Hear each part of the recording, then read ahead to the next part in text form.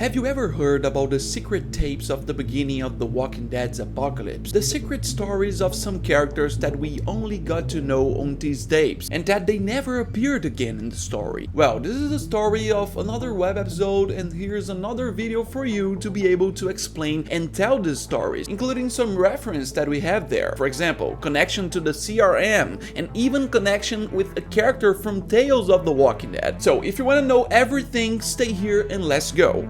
Hello everyone who watching this beautiful channel, my name is João Victor and I'm back to talk about the Walking Dead universe again. Let's go back to talk about the web episodes of the Walking Dead, the episodes that was only available online. In this channel I already explained about Torn Apart, The Oath, a lot of web episodes, but here we have another one that is about Fear the Walking Dead. Yeah, let's explain everything, but first don't forget to check the like in this video. Also, if you like more contents about the Walking Dead universe, don't forget to subscribe in this channel. And here we go.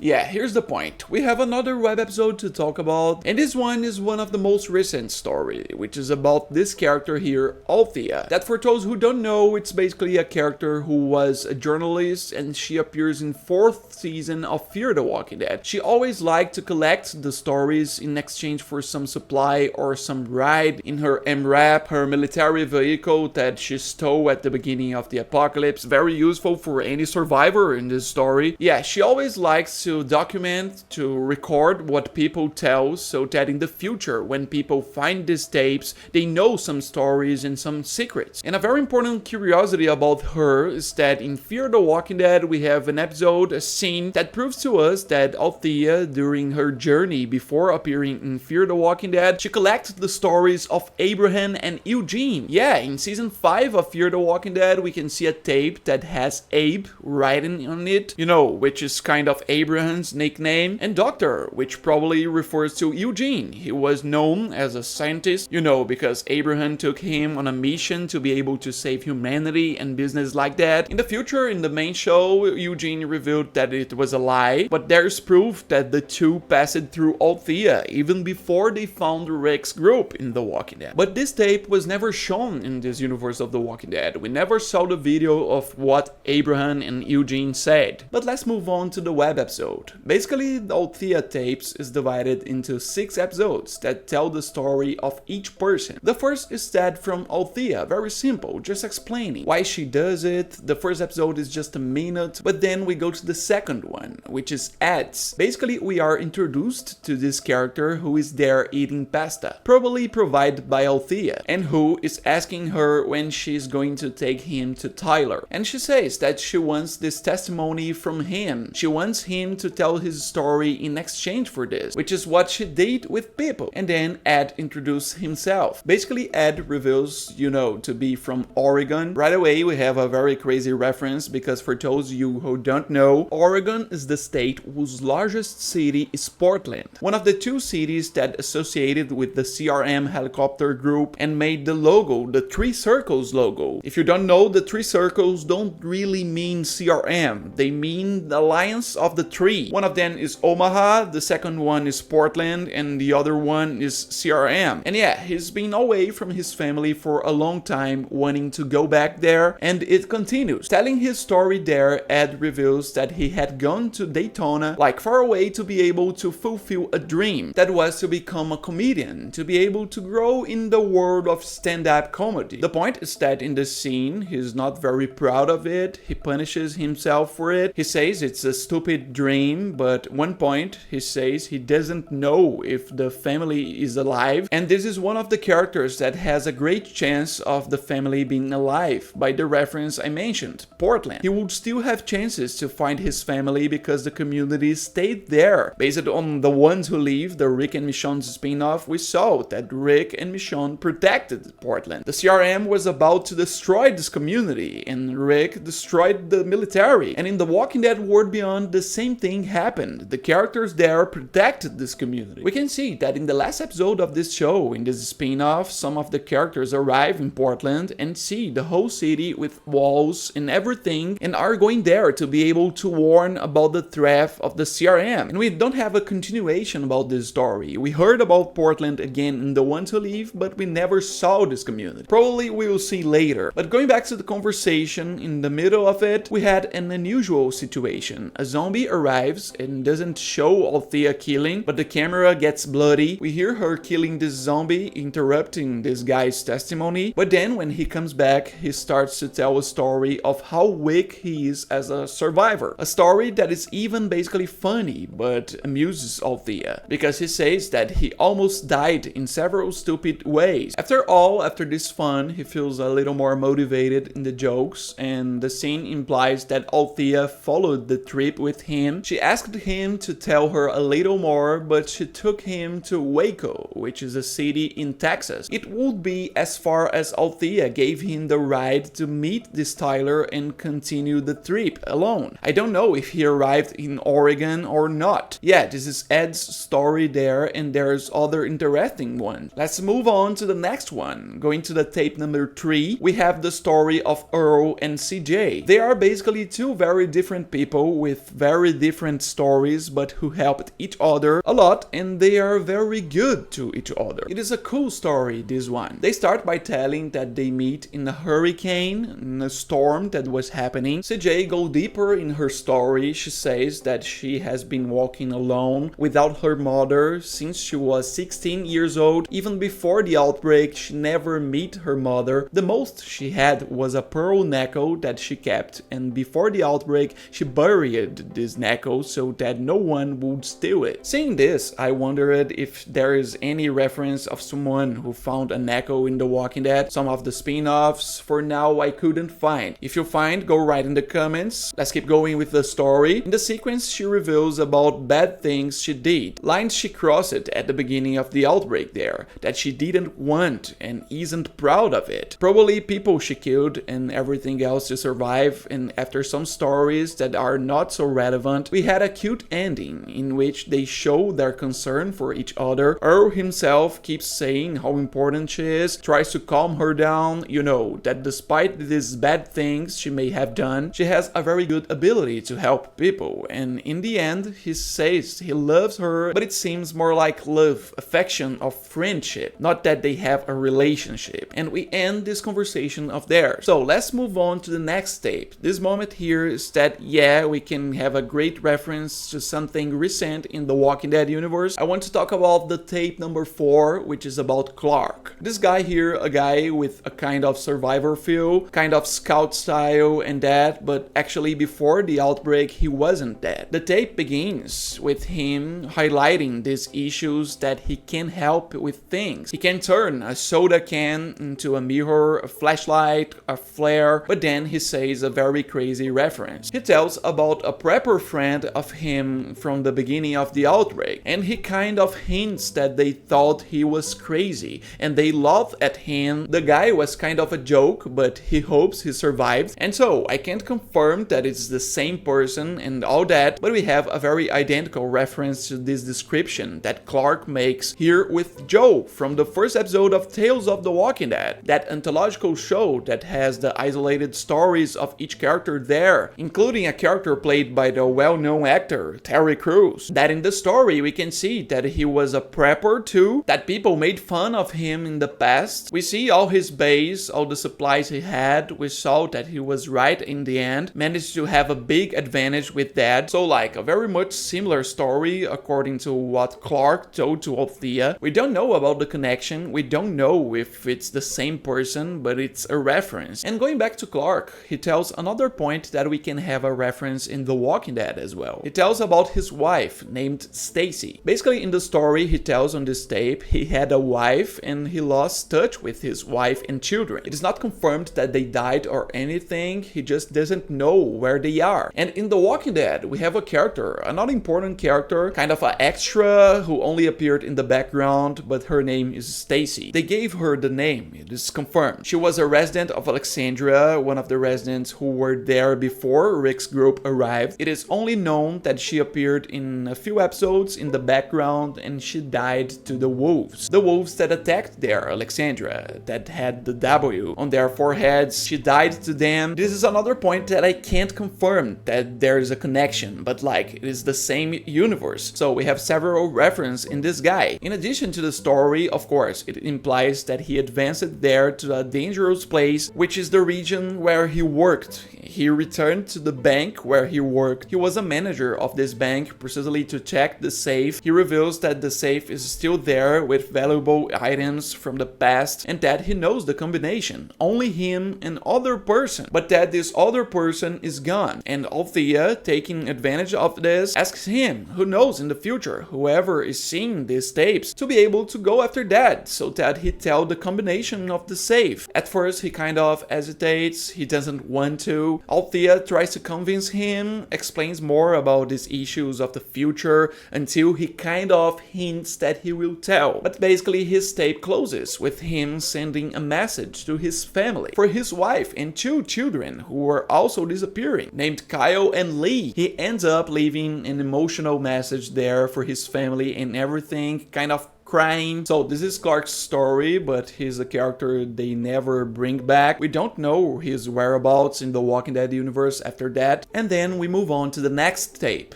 the tape number 5 by Jodie. We have her initially being presented as a person who was a doctor in the past, a surgeon. She kind of tells a little bit of the story of the beginning of the outbreak from the doctor's point of view, how the chaos was, how they were on the front line, you know, to save people. She says that several of her companions died in front line trying to save the crowd. Another thing is that she says that she had a husband named Ryan who was an engineer for the city hall, that basically following the beginning of the outbreak they managed to leave the city and ended up in a settlement where she started to work as a medical helper. She was a doctor, a very valuable person in the outbreak, in this apocalypse. In the scene she implies that Ryan, her husband, he always made the greatest possible effort to protect her, because she was someone who had to stay alive as much as possible to help people. But then there was an attack in the camp, a herd attacked in the middle of the mass. Her husband was shot by accident. One of the survivors there fired to hit the herd and hit her husband. She put him on the table, tried to help him, tried to stop the blood, but he ended up dying. And in the middle of the business, in the middle of the heat of the moment, he ended up resurrecting as a zombie and biting her hand, causing her to have to amputate. She shows her arm a little, doesn't show so much in detail, but says that at least she's alive. And that from there, she continues to try to carry on this legacy that her husband tried to take, that it is to leave her alive, that her hands are useful, although she doesn't have one hand anymore. So she's now trying to practice with one hand so that she is still useful to people as a doctor. She still saves people, which was one of things that her husband died fighting for this. And so we have the end of another story